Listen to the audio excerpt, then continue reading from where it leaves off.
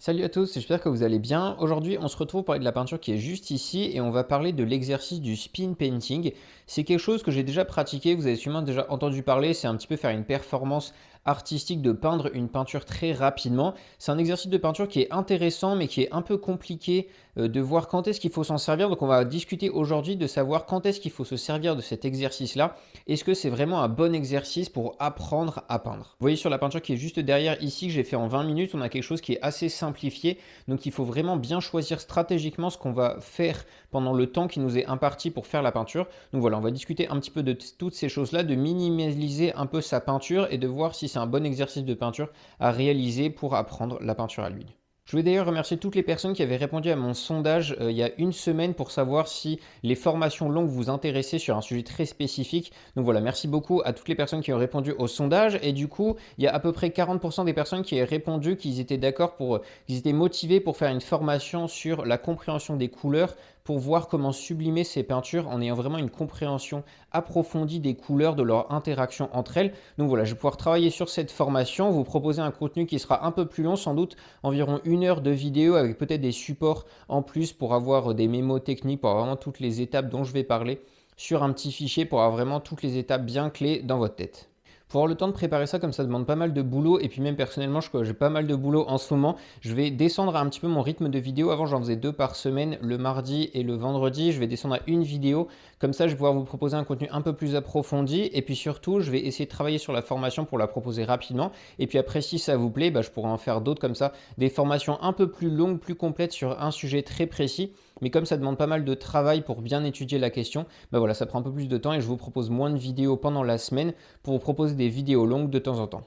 N'oubliez pas que je vous propose toujours d'avoir des cours particuliers de peinture avec moi. Si ça vous intéresse, n'hésitez pas à cliquer sur le premier lien dans la description qui vous enverra sur un agenda. Vous pouvez prendre rendez-vous avec moi pour une séance d'une demi-heure où on peut discuter de vos peintures, d'exercices de peinture spécifiques pour vous faire progresser par rapport aux problèmes que vous rencontrez. Vous pouvez m'envoyer vos peintures par mail pour qu'on puisse préparer la séance ensemble. Enfin voilà, n'hésitez pas à me contacter si vous sentez le besoin d'avoir de l'aide pour progresser encore plus vite en peinture et puis passer des étapes un peu compliquées sur lesquelles vous bloquez depuis un moment. N'hésitez pas à me contacter, on travaillera là-dessus ensemble. Si cette vidéo vous plaît, n'hésitez pas à la liker et à vous abonner et on passe tout de suite à la peinture. Donc comme vous l'avez compris, je vais réaliser cette petite peinture en timelapse pendant 20 minutes. J'ai commencé par un petit croquis et puis après je suis directement passé à la peinture avec un dessin assez rapide. Je ne vais pas vous expliquer toutes les étapes de la peinture parce qu'en fait la peinture est assez simple en tant que telle, il n'y a pas grand chose de très compliqué. On va plus discuter aujourd'hui de l'exercice du spin painting en lui-même. Donc le principe du spin painting, pour ceux qui ne connaissent pas, c'est de faire une rapide dans un temps qui est assez court par rapport à ce que vous faites d'habitude.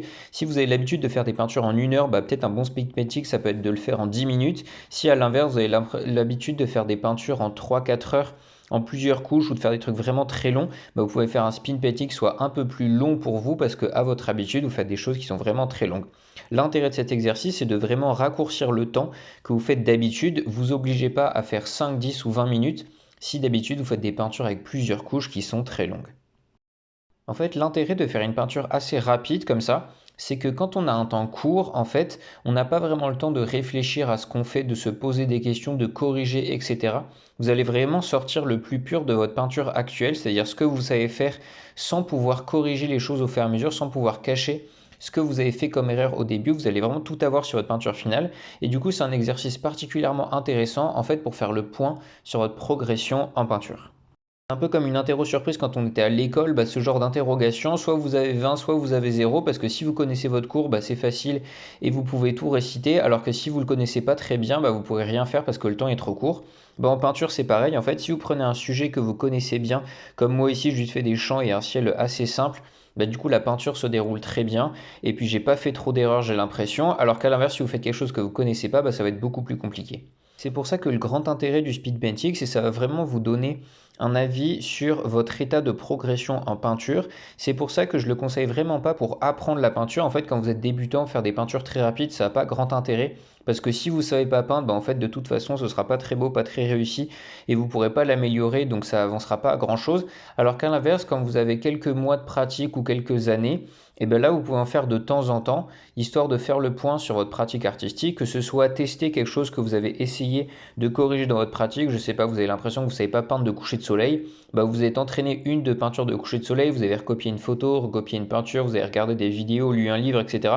Donc vous avez bien travaillé là-dessus. Et bah ensuite faites un spin painting de coucher de soleil, comme ça vous pourrez voir si vraiment vous avez bien appris de vos erreurs, vous savez faire maintenant ou pas. Vous pouvez faire la même chose sur des objets, sur un bateau, sur un personnage, etc. En fait, le fait de devoir le faire rapidement, ça va vraiment vous aider à voir si vous savez vraiment bien le peindre ou non. Après, il y a bien sûr le côté performance artistique qui est intéressant, je trouve, qui peut être drôle, un petit peu comme ceux qui cherchent à courir le plus vite ou le plus longtemps. Voilà, ça peut être marrant de voir en combien de temps vous arrivez à faire une peinture qui est jolie. Il y en a aussi qui font l'inverse, c'est-à-dire qui comptent pas le temps d'une peinture, mais qui vont plutôt essayer de faire une peinture avec un minimum de coups de pinceau, ou bien un minimum de couleurs ou de valeurs, ou ce genre de choses. Enfin, voilà, se lancer un peu des défis, des challenges comme ça peut être intéressant pour tester son niveau de peinture. Et puis c'est toujours cool, ça nous force en fait à apprendre de nouvelles choses. Vous voyez par exemple sur la peinture ici, ça m'a forcé à faire des mélanges un peu plus flash que d'habitude. Ça m'a forcé à utiliser un plus gros pinceau pour pas tomber dans les détails. Voilà, vraiment ça pousse à être très efficace. Et du coup, ça fait une approche de la peinture un petit peu différente de d'habitude, qui est, je trouve, intéressante à apprendre en dehors du fait de s'évaluer personnellement. Et puis une dernière chose plus personnelle par rapport à ce que j'aime faire en peinture, moi j'aime beaucoup aller peindre en plein air et c'est vraiment un cadre où on a souvent peu de temps parce que à cause de la météo ou de là où on est, etc., on n'a pas beaucoup de temps. Et du coup, je m'entraîne pas mal au speed painting justement pour être efficace quand je peins en plein air parce que j'ai envie d'être efficace dans mes mélanges de peinture. J'ai pas envie de passer 5 minutes à essayer de trouver une couleur sur ma palette, donc j'ai peu de couleurs sur ma palette et je vais essayer de faire des mélanges les plus efficaces possibles. Donc pour m'entraîner à ça, faut que j'arrive à faire des peintures qui soient rapides.